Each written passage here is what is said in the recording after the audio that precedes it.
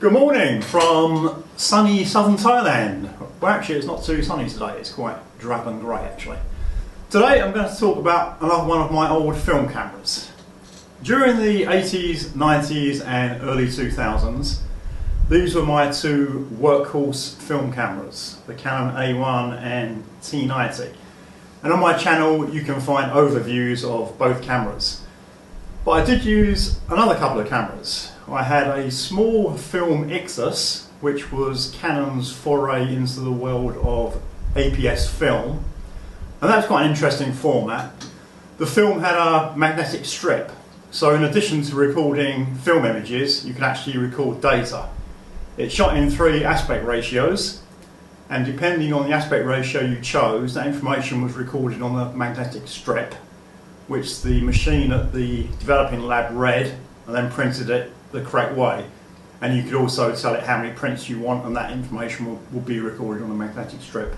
It was quite an interesting format, but the film size was very, very small, and consequently the image quality wasn't good and it didn't last very long. The other camera I used was this one, the Canon Top Twin. Again, it's interesting in some ways. It was released in 1986 and it has autofocus, even though it only has one autofocus point. That was a year ahead of Canon releasing the EF mount. So back at that time, most SLRs were manual focus. If you wanted to buy an autofocus SLR from Canon, the only option you had was the T80, which had 3 special autofocus lenses.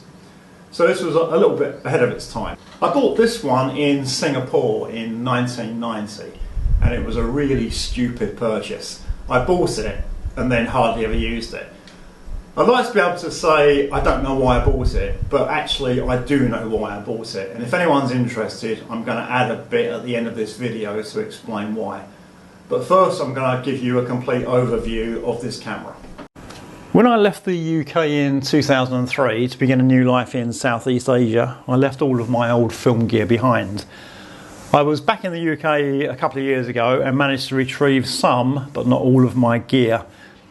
As you can imagine, the batteries in the cameras were all dead, but all I had to do with each body was to put in new batteries, and they just sprung into life as if they'd never been left at all. It's a real testament to Canon engineering. To change the battery in this one, you do need a very small Phillips screwdriver to take out 2 screws. This panel pops off, and it uses a 2CR5 battery. My one says Top Twin, but in other geographies it's also known as the Sureshot Tele or the Autoboy Tele. The first thing I'll do is to put some film in it, and it's auto rewind, so when the film cartridge is finished it will automatically rewind. If you want to rewind the film before the film finishes, there's a little recess button here that you press. So switch on the side to open the back cover. Get the new film. It uses the DX format, so it can read the ISO of the film, as in the T90. You can see the little sensors inside, and they read these codes on the film canister. I'll pop that in, pull out the film until it reaches this little orange marker here, then just put the back of the camera back and it will load automatically. Very, very easy, a lot simpler than the A1. It can read 50, 100, 200, 400, 800 and 1600. If the film you put in doesn't have DX coding on the cartridge, the camera assumes it's 100 ISO. So if it is 100 ISO, your exposure will be fine. If it's not 100 ISO, then it's not going to expose correctly. The lens has 2 fixed focal lengths. This position here is 40mm, and it has a maximum aperture of f2.8. If you press this lever once, the lens extends and gives you a focal length of 70mm with a maximum aperture of f4.9. When you change the focal length of the lens, the viewfinder changes as well, so that you can see what the lens sees. Let's look at the controls on the camera, which won't take long because there aren't that many. There's a built-in flash, and that can be set on all the time, off all the time, or in auto mode. And in auto mode, it will fire the flash in dark scenes. At the front, there are two buttons here. There's a multiple exposure button, and by pressing that, the camera will cock the shutter but not advance the film, so you can take multiple exposures on the same piece of film. And there's also an exposure compensation button. So normally, if you're shooting a subject against a very bright background, your subject is going to be underexposed. But by pressing this button, it will make your subject brighter. On the top of the camera is the shutter release. And in this window here is the frame count and the battery indicator. And here is the timer delay. If you press this button, there will be a 10-second delay before the shutter fires. When I press it, you'll see a light flash at the front of the camera to indicate it's operating. And 2 seconds before the camera fires, this light will start to flash quicker. Just give you a quick demonstration. You see the red light flashing. And then 2 seconds before, it will start to flash faster.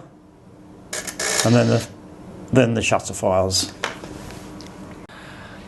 At the front of the camera, you can see the AF sensor here. Just inside the front of the lens is the metering sensor. The lens will accept a threaded filter of diameter 40.5 millimeters. And the only other control is this little dial on the side of the lens. If you move it down, it rotates a soft focus filter in front of the lens. Canon make a few lenses with soft focus features, and the idea is just to make portraits look a bit more flattering. The same dial, if you move it in the other direction, it moves the lens cap in front of the lens and also switches the camera off. That's about it. It's a very simple camera. If you're interested in getting into film photography and find one at a flea market or a used camera shop, there's a good chance it will probably still work.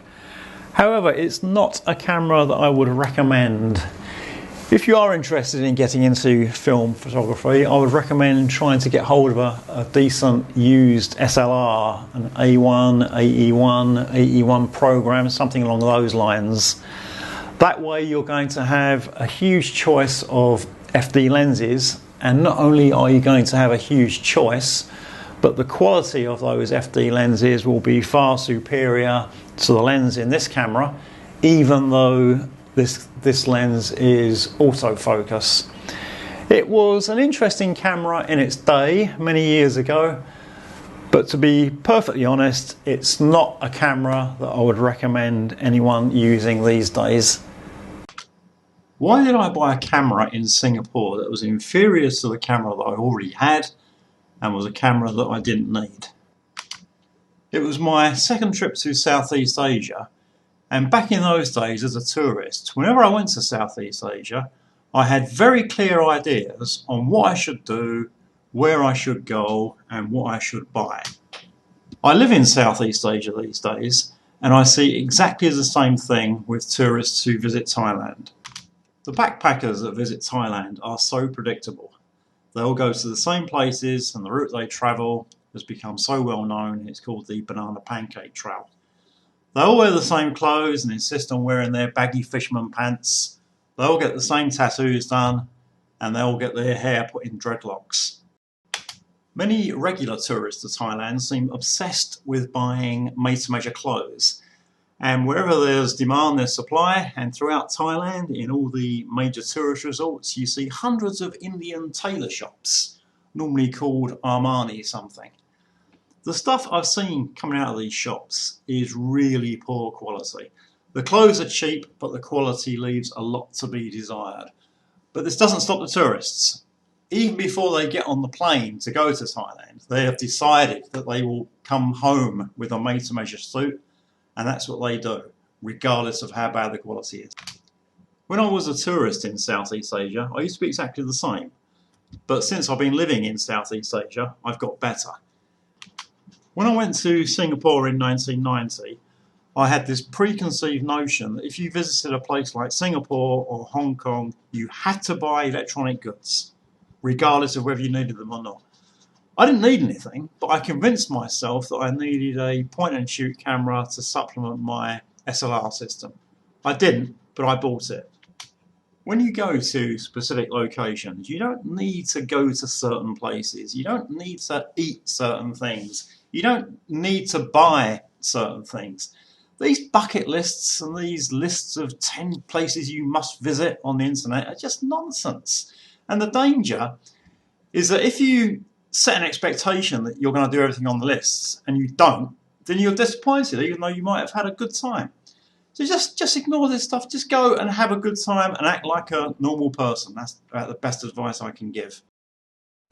I hope that was useful. I'm planning to do quite a few more photography related videos in the near future. So if you're interested, please subscribe to my channel. Please hit the little bell so that you're notified immediately when those videos are uploaded.